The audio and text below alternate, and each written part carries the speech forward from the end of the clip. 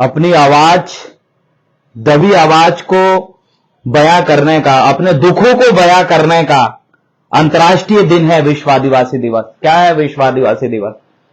विश्व आदिवासी दिवस सदियों से दबी हुई आवाज, लुढ़ते हुए जल जंगल जमीन, उजड़ता हुआ घर द्वार को बयां करने का अंतर्राष्ट्रीय दिन है विश्व आदिवासी दिवस। क्या है विश्व आदिवासी दिवस?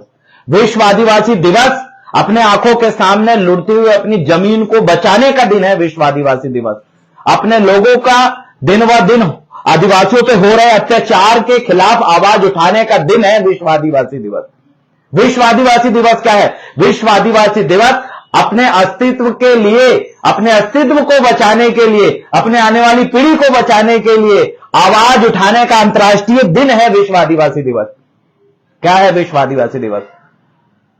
अधिकारी कर्मचारी जो अपने समाज के तरफ नहीं देख रहे हैं, सक्षम वर्ग जो अपने समाज को भूलता जा रहा है, सबको जोड़ने का दिन है, अंतर्राष्ट्रीय दिन है विश्व आदिवासी दिवस। क्या है विश्व आदिवासी दिवस? सम्मानिय साथियों, 9 अगस्त विश्व आदिवासी दिवस, जिसे इंटरनेशनल डे जिसे हम कहते हैं, अंतर्राष्ट्रीय दिवस जिसे कहते हैं, इंटरनेशनल लेवल पे जो वर्ल्ड इंडिजिनस पीपल का जो दिन है या फिर आदिवासियों का जो दिन है, वो है विश्व आदिवासी दिवस। क्या हो रहा है लेकिन विश्व आदिवासी दिवस को अपने साल भर जिन जिन चीजों को आप ऑब्जर्व करे हो, शासन ने जिस तरीके से आपके ऊपर तानाशाही करी है, किस तरीके से आपके लोगों का जो हक और अधिकार आपके नजरों के सामने लुढ़ता गया है, उस दिन को बयां करने का दिन है विश्व आदिवासी दिवस। आइए 9 अगस्त विश्व आदिवासी दिवस को अपने जिला में, अपने मुख्यालय में, अपने गांव में, हम जहां पर भी हो, उस दिन अपनी जिम्मेदारी को अदा करते हैं, अपना फर्ज अदा करते हैं और घर से निकलकर उस दिन अपने समाज का जो दर्द को हम जो देख पा रहे हैं, जो हमने पढ़े हैं, उस चीज को बयां करिए, बताइए। भले ही अंतर्राष्ट्रीय लेवल पे इसको मनाया जाता है, अंतर्राष्ट्रीय स्तर पे पूरा आदिवासी एकत्रित होकर उस दिन सड़क में उतरता है। अरे नाचना गाना ही सब कुछ नहीं है, लेकिन हां, नाचते गाकर भी हम अपने दुखों को बयां करें। आदिवासियों में यही एक खासियत है कि वो नाचते हुए भी, गाते हुए भी अपने दुख को बयां करता है, अपने ऊपर हो रहे जुल्म को वो बयां करता है। नाचता है लेकिन उसके नाच में भी अपने दुख छुपा होता है जो लोगों को वो बताता है। सम्मानित साथियों, इस बार विश्व आदिवासी दिवस को आपको बताना है कि किस तरीके से आदिवासियों के हक और अधिकारों का उल्लंघन हो रहा है, किस तरीके से सरकार नियम कानून तो बनाती है आदिवासियों के लिए, लेकिन उनको पालन बिल्कुल वो भी नहीं करती। आपको उस दिन बताना है कि किस तरीके से देश के मूल मालिकों की स्थिति भयावह हो चुकी है, दर्दनाक हो चुकी है, दर्दहीन हो चुकी है। उस दिन को आपको बयां करना है। ये विश्व आदिवासी दिवस इसलिए आपको मनाना है। आप बड़े अधिकारी, कर्मचारी, व्यापारी, जिस भी हो, जो भी पद में हो, लेकिन आप अगर इस आदिवासी कम्युनिटी में आप पैदा हुए हो, इस इंडिजिनस कम्युनिटी में आप पैदा हुए हो, तो आपका कर्तव्य बनता है कि सड़कों में उतर के आपको उन लोगों का साथ देना है, निकलना है आपको। कुछ हो जाए, जाम हो जाना चाहिए जिस ब्लॉक में आप रहते हैं, जिस जिले में आप रहते हैं, और वहां बताना है आपको, उन सड़कों में चिल्ला के आपको बताना है कि आखिरकार क्या हो रहा है आपके साथ। आदिवासी आज खुश नहीं है, आदिवासियों का कोई मुख्य धारा में नहीं आ रहा है। आदिवासियों की जल जंगल जमीन अधिकार सबके सामने उजड़ रहा है। आदिवासी किसी भी चीज में न मीडिया में प्रतिनिधित्व कर पा रहा है, न ही जुडिशियल चीजों में वो प्रतिनिधित्व कर पा रहा है, न ही वो प्रशासनिक गतिविधियों में प्रतिनिधित्व कर पा रहा है, न ही वो राजनीतिक गतिविधियों में प्रतिनिधित्व कर पा रहा है। आज हमारा व्यक्ति एक गुलाम की तरह जीवन जीने पर मजबूर है। आपको बताना है, ये मात्र भारत देश के आदिवासियों की स्थिति नहीं है, ये पूरे विश्व में जिस जिस कोने में आदिवासी रहता है, जो 192 से ज्यादा कंट्री जो जुड़ी हुई है यूनाइटेड नेशन ऑर्गेनाइजेशन से, जिसके वो सदस्य है, वो हर कंट्री के आदिवासी एकत्रित होने वाला है अपने शहर में, अपने गांव में। मेरा ये मानना है कि आप भी घर से निकलिए। आज समय है अपने अस्तित्व को बचाने की, आज समय अपने ऊपर हो रहे और अपने क्षेत्र में घट रहे उन दुखों के पहाड़ को बयां करने की। और मुझे विश्वास है आप जरूर ये चीज करेंगे, मुझे विश्वास है आप जरूर बोलेंगे, मुझे विश्वास है आप जरूर अपने गांव में अपने लोगों को समझाएंगे कि भाई विश्व आदिवासी दिवस क्यों मनाना है।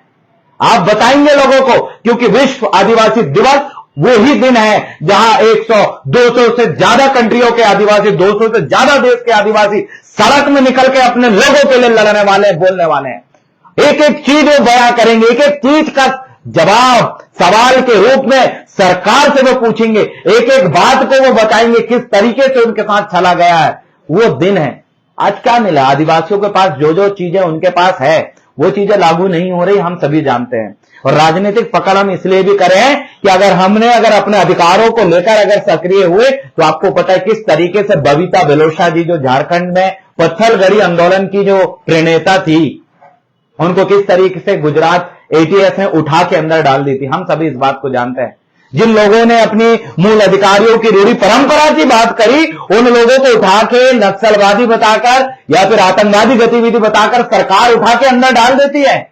हमारा व्यक्ति अगर नियम कानूनों, अपनी रूढ़ी परंपरा और जो उनका नियम है, कस्टमरी जो लॉ है, उनका जो पारंपरिक कानून है, उनको लेकर अगर मजबूत हुआ तो शासन की नजर उन पर डरती और कहीं ना कहीं उनके पूरे भविष्य को तबाह करने के लिए एक नया षड्यंत्र चल देती। हमने देखा कि आज हमारे लोग राजनीति में हम इसलिए आ रहे हैं ताकि राजनीति में आने के बाद एक पावर हमारे हाथ में आता है। एक सांसद अगर बनता है तो जिला की कमान उसके हाथ में रहती है, अगर एक मुख्यमंत्री बनता है तो राज्य की कमान उसके हाथ में रहती है। हम इसीलिए हमने ये रास्ता क्यों अपनाया, राजनीतिक रास्ता इसलिए अपनाया क्योंकि वो कमान हमारे हाथ में रहेगी। जब झारखंड का व्यक्ति मुख्यमंत्री बनता है तो पूरा प्रदेश की कमान उसके हाथ में, उस क्षेत्र का विकास कैसा होना चाहिए, कैसी उनके बच्चों की भविष्य की रणनीति बनेगी, शिक्षा की रणनीति बनेगी, आर्थिक संसाधनों में किसका कब्जा होगा, किनका शैक्षणिक संस्थाओं में कब्जा होगा, किनका जुडिशियल में किनका कब्जा होगा, ये सब तय करता है एक प्रतिनिधित्व करने वाला व्यक्ति। अगर मैंने इसके अलावा दूसरा रास्ता अगर मैंने अपनाया, अपनी रूढ़ी परंपराओं का रास्ता अगर मैंने अपनाया,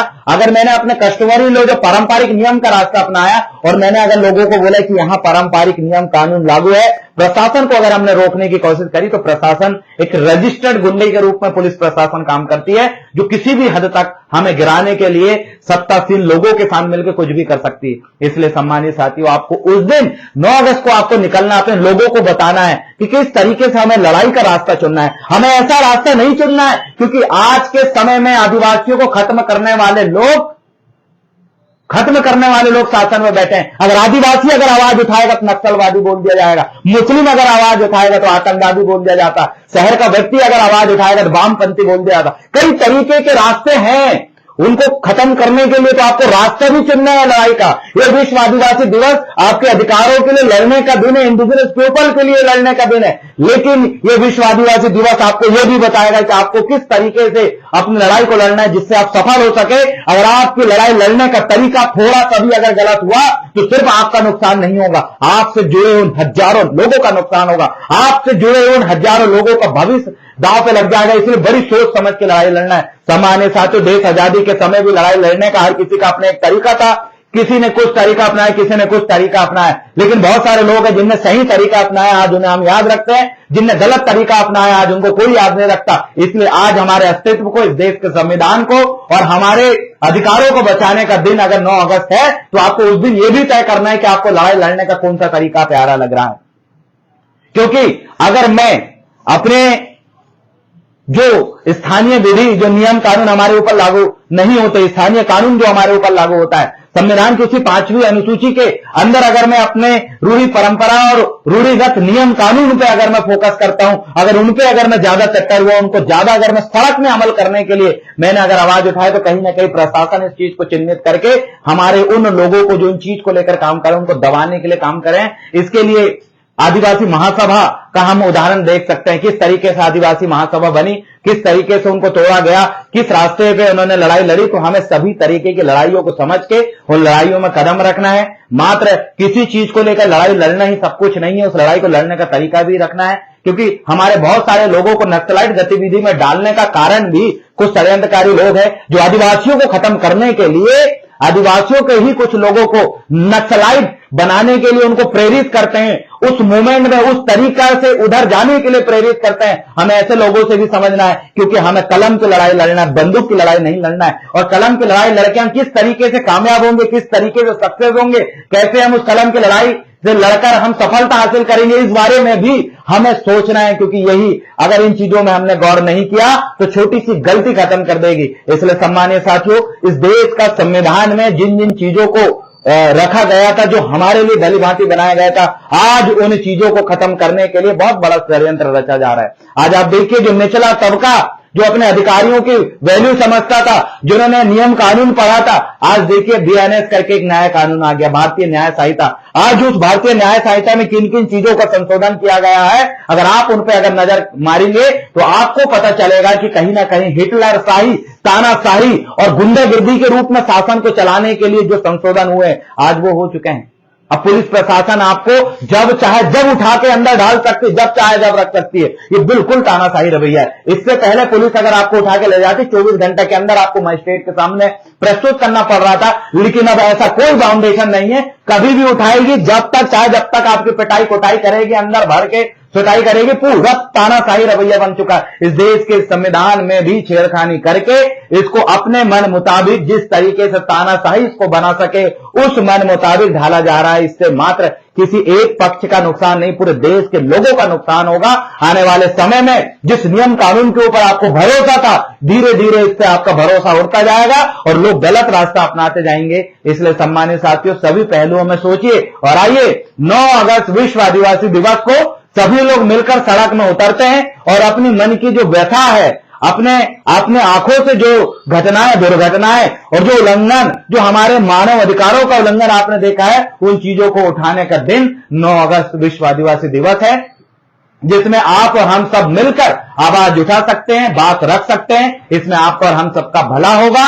और आपसे वही निवेदन करता हूं कि उस दिन घर में शांत बैठने से कुछ नहीं होगा, क्योंकि वो दिन एक ऐसा दिन है जिस दिन का संदेश पूरी दुनिया देखती है। आज हम भी देखते हैं कि 9 अगस्त विश्व आदिवासी दिवस को विश्व के किन किन कंट्रियों में किन किन लोगों ने किस तरीके से मनाया है, क्या क्या घटनाएं सरकारें किन किन कुकृत्यों को उनके ऊपर कर रही है, किन किन तानाशाही रवैयों को अपने रही है, वो हम पूरे विश्व में सोशल मीडिया में जुड़कर, या ट्विटर हो या फेसबुक हो या अन्य अदरवाइज बहुत सारे ऑप्शन है, हमारे पास इंटरनेट है, हम उन पे छान मार के देखते हैं कि कहां कौन सा मुद्दे को हाईलाइट किया गया था। और हमारे लिए सबसे बड़ा मुद्दा इस बार विश्व आदिवासी दिवस में यही होगा कि जो देश का संविधान है और उसमें हर एक वर्ग, हर एक समुदाय के लिए जो अधिकार और जो हमें नियम कानून मिले थे, अलग अलग डिपार्टमेंट जिस तरीके से हमारे विकास के लिए, हमारा संरक्षण के लिए, हमारी भाषा संस्कृति को बचाने के लिए, धार्मिक गतिविधि को संरक्षित करने के लिए जिन जिन तरीके से हमें अधिकार मिले थे, क्या उन अधिकारों का उल्लंघन हो रहा है, नहीं हो रहा है, इन सभी विषयों में आप विचार करिए। अभी बहुत दिन है और 9 अगस्त को उन मूलभूत मुद्दों को लेकर आइए, सड़कों में मिलते हैं, सड़कों में उतरते हैं। उस दिन विरोध के साथ साथ नाच गाना, विरोध के साथ साथ नाच गाना करते हुए अपनी बात का हम बयां करेंगे। यही आशा उम्मीद के साथ आज मैं बहुत दिनों बाद फेसबुक में लाइव आया। मुझे विश्वास है कि आप सभी साथी ने मेरा इस वीडियो को, मेरा विचार को सुना होगा और अंत में यही कहूंगा कि सही रास्ता अपनाएं, अपने हक अधिकार की लड़ाई को लड़ने का। अगर आपका एक भी गलत कदम अगर हम चलते हैं तो आने वाले समय में सिर्फ एक व्यक्ति के लिए नहीं, उनसे जुड़ा हुआ पूरा जन समुदाय के लिए खतरा साबित होगा। आप सभी साथियों को जय सेवा, जय भीम, जय आदिवासी, जय मूल निवासी, जय संविधान। हमारी एकता जिंदाबाद।